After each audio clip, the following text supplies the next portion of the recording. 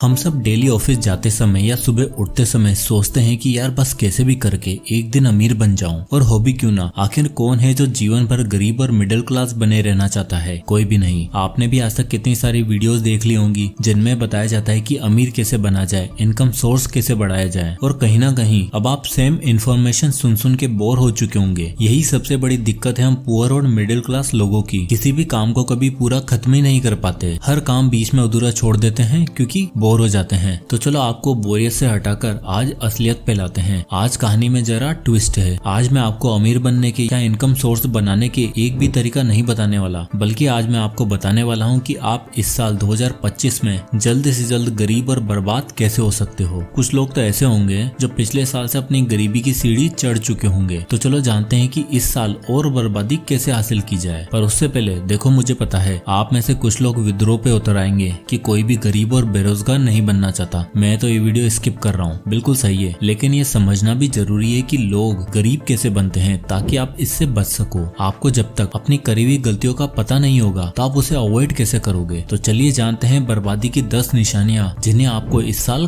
करना है। बर्बादी नंबर 1, क्लोज योर माइंड। देखो, अगर आप यहाँ तक पहुँच गए हो तो कांग्रेचुलेशन, आपने गरीब और बर्बाद होने का पहला और सबसे बड़ा तरीका अवॉइड कर लिया है, जो है क्लोज योर माइंड। हम मिडिल क्लास लोगों की सबसे बड़ी प्रॉब्लम ये है कि हम चीजें देखते हुए भी उन्हें इग्नोर करते हैं और दिमाग बंद कर कर बैठ जाते हैं। और स्पेशली जब बात होती है पैसों की, तो इस बंद दिमाग के ताले की चाबी कहाँ खो जाती है समझ ही नहीं आता। और सच तो ये है कि 21वीं शताब्दी में भी कई लोग ऐसे हैं जो फाइनेंशियल एजुकेशन, फाइनेंशियल फ्रीडम जैसी चीजों से अनजान है। देखो, फाइनेंशियल एजुकेशन का मतलब सिर्फ ये नहीं कि स्टॉक मार्केट सीख लिया, ट्रेडिंग करें, किसी फाइनेंशियल इंस्टीट्यूशन के बारे में जानकारी हासिल कर लें, बल्कि फाइनेंशियल एजुकेशन का सिंपल और सरल सा मीनिंग है अपने पास रखे पैसे को कैसे मैनेज करना है और उससे वेल्थ कैसे बनाए। और अगर आपके पास इतनी नॉलेज नहीं है या कोई रोड मैप नहीं है तो आप फाइनेंशियली इलिटरेट हो। कुछ लोगों का मानना है कि यार ये सब नॉलेज वॉलेज हम गरीब लोगों के बस की बात नहीं है, हमसे तो नहीं हो पाएगा। तो चलो आपको रोनाल्ड रीड की कहानी सुनाते हैं। ये इंसान एक गरीब परिवार से था और अपनी पूरी जिंदगी इसने एक गैस स्टेशन अटेंडेंट और जेनिटर की नौकरी करी। और 92 की एज में जब इनकी डेथ हुई तब जानते हो इनके पास कितनी वेल्थ थी? $8 मिलियन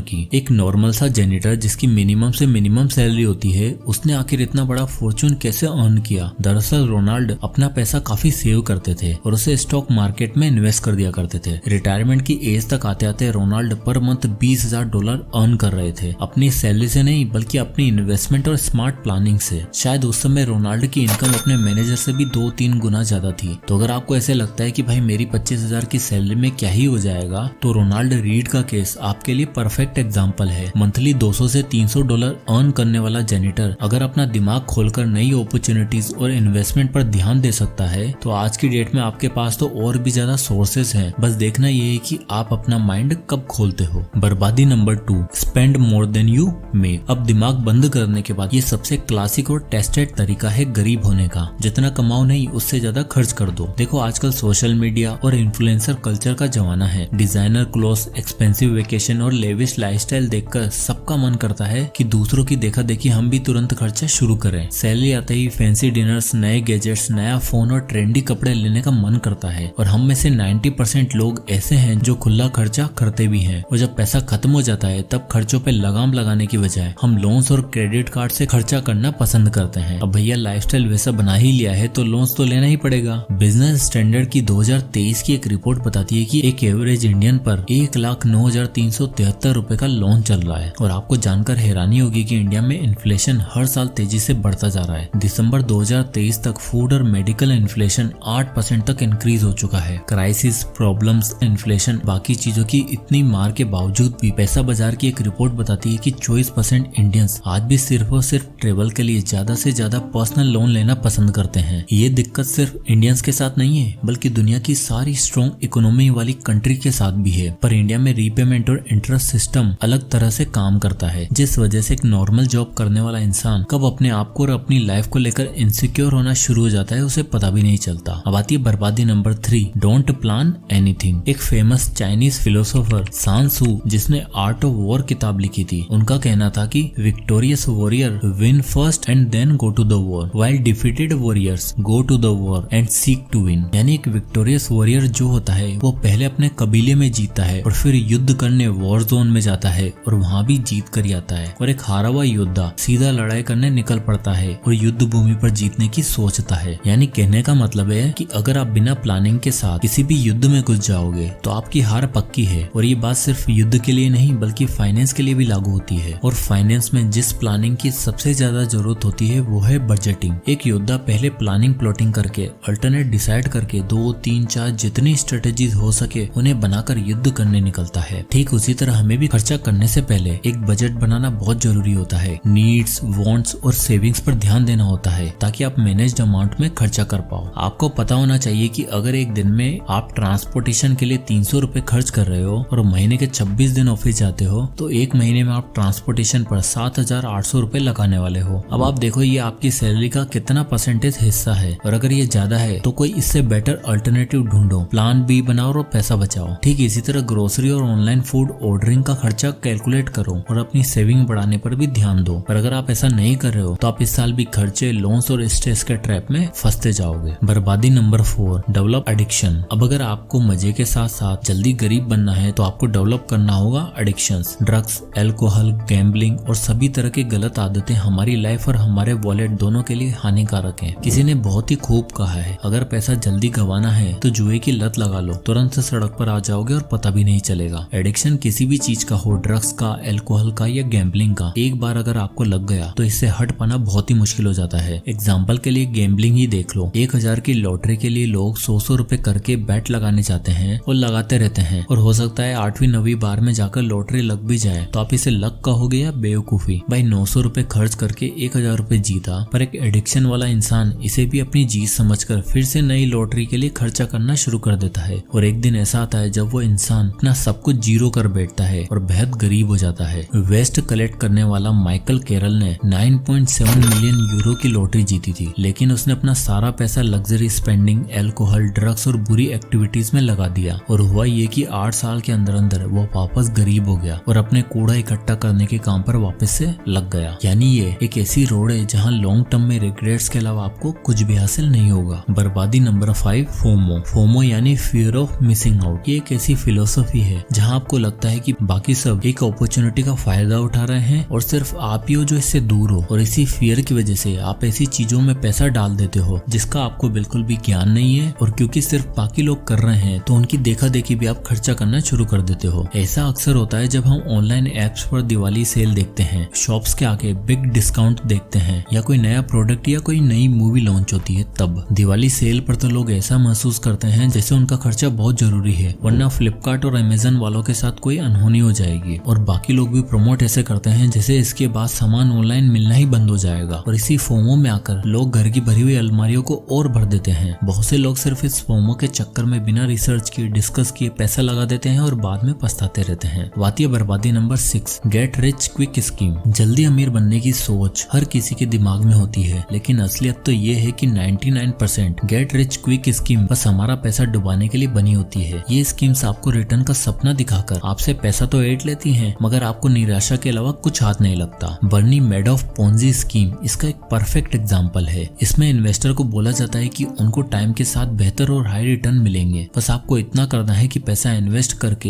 एक एक टोकन लेना है। बाकी जब आप अपना पैसा लेना चाहो तो ये टोकन दिखाकर पैसा वापस ले सकते हो, यानी बिल्कुल कोई भी रिस्क नहीं है। लेकिन ये इंसान लोगों को टोपी पहनाने के अलावा और कोई काम नहीं करता था। जैसे ही इसके पास नए इन्वेस्टर से पैसा आता, ये उसी पैसों से पुराने इन्वेस्टर को रिटर्न दे दिया करता, दिखाने के लिए कि मैं लोगों को इंटरेस्ट देता हूँ और वो भी हायर इंटरेस्ट। और जब ये स्कीम कोलैप्स हुई तो हजारों लोगों ने अपनी लाइफ की सेविंग्स खो दी। इसलिए अगर कोई स्कीम आपसे कहे कि बिना एफर्ट के जल्दी अमीर बन सकते हो तो 99% चांस है कि आपका वो पैसा डुबाने वाली है। इसलिए किसी भी स्कीम में पैसा लगाने से पहले थोड़ी कैलकुलेशन करो और अपने आप को जल्दी गरीब होने से बचाओ। बर्बादी नंबर 7, नेवर सेव। अगर आपको जल्दी से जल्द गरीब बनना है तो सबसे सिंपल तरीका है, एक भी पैसा सेव मत करो। जो भी कमा रहे हो सब उड़ा दो। हम में से 90% मिडिल क्लास लोग सिर्फ सोचते हैं कि अपना आज कैसे बेहतर बनाए। आज को बेहतर बनाने के लिए जो खर्चा कर सके वो करो और फ्यूचर की पूरी तरीके से वाट लगा दो। देखो, सेविंग का एक सबसे इम्पोर्टेंट हिस्सा होता है इमरजेंसी फंड। ये एक ऐसी सेविंग्स होती है जो अनएक्सपेक्टेड सिचुएशन जैसे जॉब लॉस, मेडिकल इमरजेंसी या किसी और क्राइसिस के टाइम पर काम आती है। एक्सपर्ट के मुताबिक हमारे पास एटलीस्ट 3 से 6 महीने का इमरजेंसी फंड के रूप में होना चाहिए। बिजनेस स्टैंडर्ड की एक रिपोर्ट बताती है कि इंडिया में टोटल 75% जनता ऐसी है जिनके पास इमरजेंसी फंड के नाम पर 1 रुपया नहीं है। अब कोई सेविंग न होने की वजह से ऐसे लोगों को इमरजेंसी के टाइम पर लोन लेना पड़ता है, अपने दोस्तों रिश्तेदारों से पैसा मांगना पड़ता है और या तो फिर बैंक में जितना पड़ा होता है सब गवा देते हैं। इसलिए अगर आप बिना किसी सेविंग्स के जी रहे हो तो एक छोटी सी प्रॉब्लम आपको फाइनेंशियली बर्बाद कर सकती है। बर्बादी number 8, spend too much on liabilities.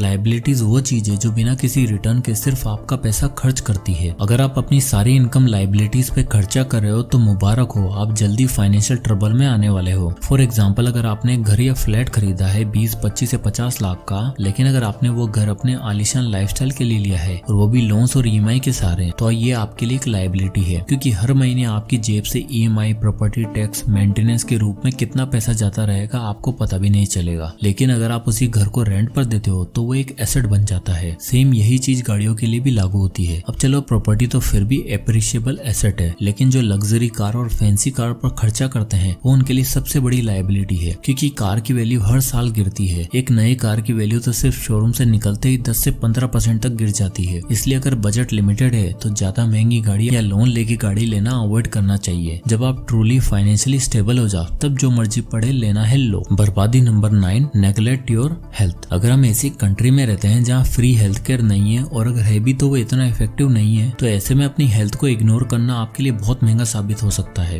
WHO के मुताबिक इंडिया में सबसे ज्यादा डायबिटिक पेशेंट्स हैं। यहाँ लगभग 77 मिलियन लोग जो 18 साल से ऊपर हैं वो टाइप 2 डायबिटीज के शिकार हैं। ICMR की एक रिपोर्ट बताती है कि इंडिया में 1 लाख में से कम 100 लोगों को कैंसर की बीमारी है। ये बीमारियां जंक फूड्स, शुगर ड्रिंक्स, नींद की कमी और अनहेल्थी लाइफस्टाइल की वजह से होती है, जिसे इग्नोर करना बहुत महंगा पड़ सकता है। इसलिए हेल्थ और लाइफ इंश्योरेंस जैसी चीजों से अपने आप को हमेशा प्रोटेक्टेड रखो और अपनी हेल्थ का अच्छा खासा ध्यान रखो, क्योंकि किसी ने सही कहा है, हेल्थ इज वेल्थ। बर्बादी number 10, keep your surroundings negative. आपके सोशल सर्कल का आपकी सक्सेस और फेलियर पे बहुत बड़ा इम्पैक्ट पड़ता है। अगर आप हमेशा ऐसे लोगों के बीच रहोगे जो बस कंप्लेन करते हैं तो खुद भी वैसे ही बन जाओगे। अगर आपके पास सिर्फ ऐसे लोग हैं जो ड्रग्स, अल्कोहल या गैम्बलिंग में लगे हुए हैं तो आप भी धीरे धीरे उसी डायरेक्शन में चले जाओगे। इसका एक परफेक्ट एग्जाम्पल है टाइगर वुड्स। जब तक वो डिसिप्लिन थे तब तक वो दुनिया के बेस्ट गोल्फर थे, लेकिन जब उन्होंने ऐसे लोगों से दोस्ती करनी शुरू की जो गैम्बलिंग और पार्टिंग में इन्वॉल्व थे, तब से उनका करियर धीरे धीरे गिरने लगा। एक कहावत है, अगर आप रूम के सबसे स्मार्ट इंसान हो तो आप गलत रूम में हो। मतलब हमेशा ऐसे लोगों के साथ रहो जो आपको नई नई चीजें सिखाएं और इंस्पायर करें। तो ये थे 10 सबसे फास्ट तरीके गरीब बनने के। अगर आप सच में फाइनेंशियली स्टेबल बनना चाहते हो तो इन सब चीजों को अवॉइड करो। अमीरी सिर्फ पैसा कमाने से नहीं आती, बल्कि उसे संभाल के रखने और स्मार्ट डिसीजन लेने से आती है। बहुत लोग अमीर बनते हैं लेकिन उन्हीं गलतियों की वजह से सब कुछ खो भी देते हैं। तो अगर आप इनमें से एक भी गलती कर रहे हो तो आज ही रुक जाओ और अपना ये साल 2025 अच्छा बनाओ। जय हिंद।